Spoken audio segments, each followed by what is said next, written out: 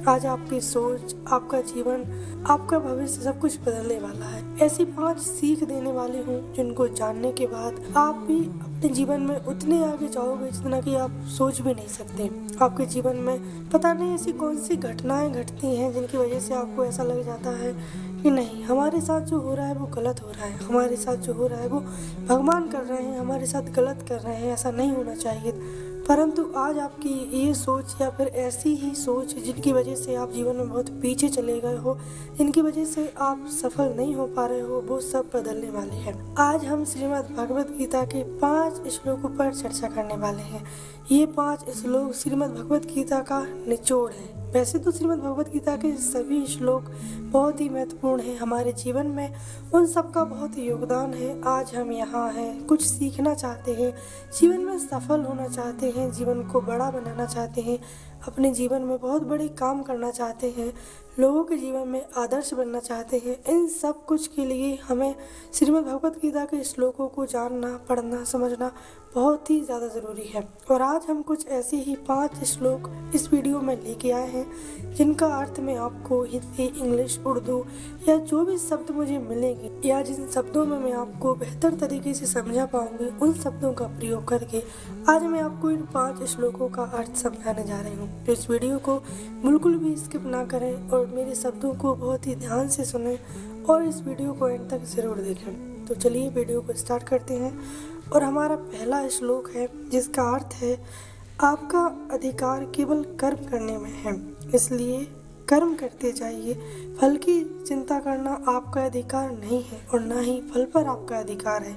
यदि आप कर्म अच्छे करोगे तो निश्चित रूप से आपको उनके परिणाम भी अच्छे मिलेंगे। यदि आप अपने जीवन में अच्छे कर्म करोगे, दूसरों का हित करोगे, लोगों की सेवा करोगे, अपना समय उपयोग में लाओगे, अपना समय सही उपयोग में लाओगे और यदि आप अपने जीवन का अनमोल समय अनमोल कार्यों में लगाओगे तो आपका जीवन निश्चित रूप से सफल होगा।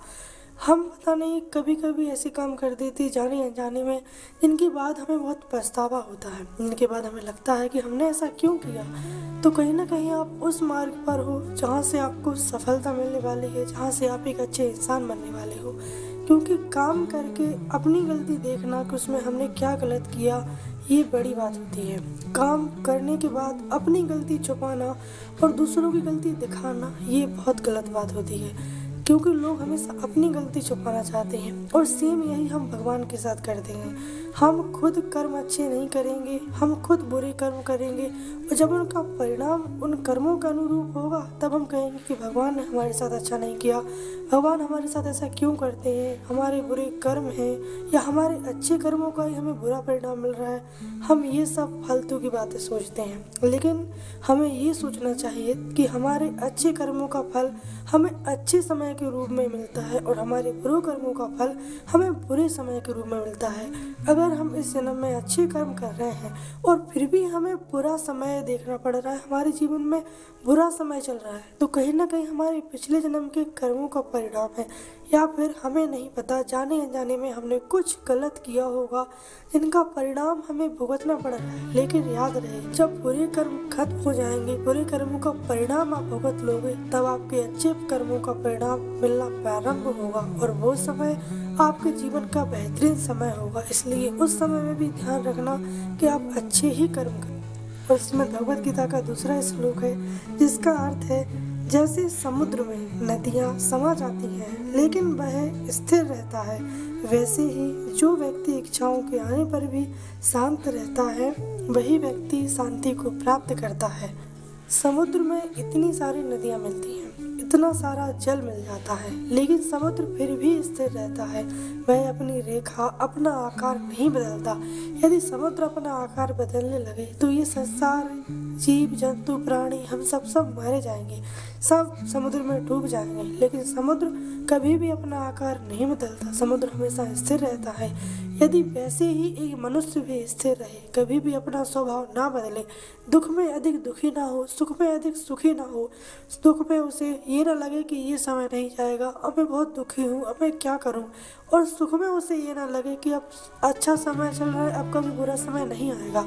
ये सोच ही जीवन में पीछे ले जाती है इंसान को एक भ्रमित इंसान बना देती है, जिसके बाद वो ये नहीं समझ पाता है कि क्या उसके लिए अच्छा है, क्या वो समाज के लिए अच्छा कर सकता है और क्या वो जीवन में बड़ा कर सकता है।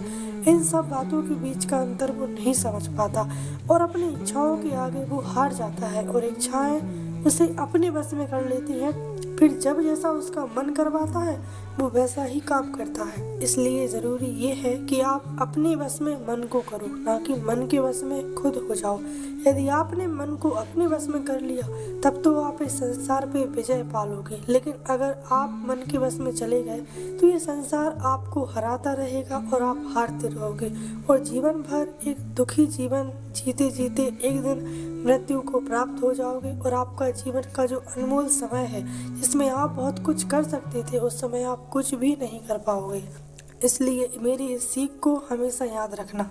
और गीता से तीसरी सीख यानी कि तीसरा श्लोक हमने लिया है, व्यक्ति को स्वयं ही अपने द्वारा ही उठना चाहिए, लेकिन अपने द्वारा कभी अपनी आत्मा को गिराना नहीं चाहिए, क्योंकि आत्मा ही हमारा सबसे बड़ा मित्र और शत्रु होती है। इस श्लोक का मतलब है कि यदि आप अपने जीवन में अपने आप को श्रेष्ठ बनाना चाहते हो तो सबसे पहले तो आप अपनी आत्मा को श्रेष्ठ बनाओ। यदि आपकी आत्मा अच्छे विचार, अच्छे स्वभाव और अच्छे गुणों से परिलक्षित है तब तो आप बहुत अच्छे इंसान हो, तब तो आप इस संसार के लिए बहुत उपयोगी हो, लोगों के लिए आप उनके आइडल बन सकते हो। लेकिन यदि आप बुरे गुणों से परिलक्षित हो, जिसमें आप सिर्फ सुंदर हो, आपके अंदर काम वासना है, आपके अंदर वो भाव नहीं है कि दूसरों को दया करनी है, दूसरों का ध्यान रखना है, लोगों की चिंता नहीं है, संसार की चिंता नहीं है, तब तक आप इस संसार के काबिल नहीं हो। संसार के लिए आप कुछ भी बड़ा काम नहीं कर सकते। श्लोक नंबर 4 है,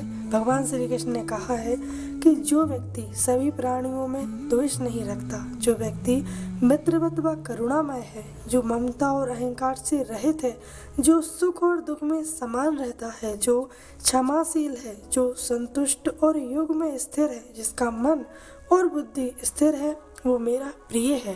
भगवान श्री कृष्ण का इससे यही तात्पर्य है कि यदि आप में ये सभी गुण हैं तब आप भगवान के प्रिय हो।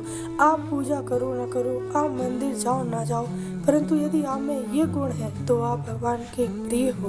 भगवान का हृदय आपके हृदय में और आपका हृदय भगवान के हृदय में वास करता है। इसलिए अपने अंदर ऐसे गुण विकसित करो जिससे आप भगवान के प्रिय हो, क्योंकि यदि आप भगवान के प्रिय रहोगे तो आप लोगों के प्रिय बन जाओगे, लेकिन यदि आप सिर्फ लोगों के प्रिय रहो तो आप भगवान के कभी प्रिय नहीं हो पाओगे। श्लोक नंबर 5 है, जिसका अर्थ है, सभी धर्मों को त्याग कर केवल मेरी शरण में आओ, मैं तुम्हें सभी पापों से मुक्त कर दूंगा, चिंता मत करो। भगवान श्री कृष्ण कहते हैं कि यदि कोई व्यक्ति सभी धर्मों को त्याग कर मेरी शरण में आए, मैं उसके सभी पापों को नष्ट कर दूंगा और उसे चिंता करने की कोई भी आवश्यकता नहीं है।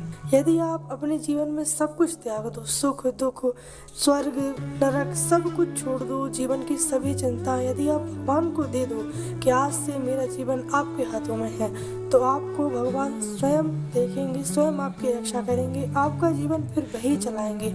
आपको चिंता करने की कोई भी जरूरी नहीं है। ये है श्रीमद् भगवत गीता के 5 श्लोक, जिसका अर्थ मैंने आपको समझाया। और यदि इन अर्थों को आपको ठीक से समझ नहीं आया है तो आप इस वीडियो को दोबारा देख सकते हो, और यदि समझ आ गया है तो इसको आप अपने जीवन में उतारो और इनको अपने जीवन के प्रयोग में लाओ, क्योंकि ये वो श्लोक है जिनसे आपकी आधी चिंताएं तो दूर हो ही गई होंगी, और अगर आप इसको दोबारा सुनोगे तो पूरी चिंताएं दूर हो जाएंगी। शायद एक बार में आपको समझ ना आया हो। धन्यवाद वीडियो देखने के लिए, और अगर चैनल पर नए हो तो चैनल को सब्सक्राइब करें।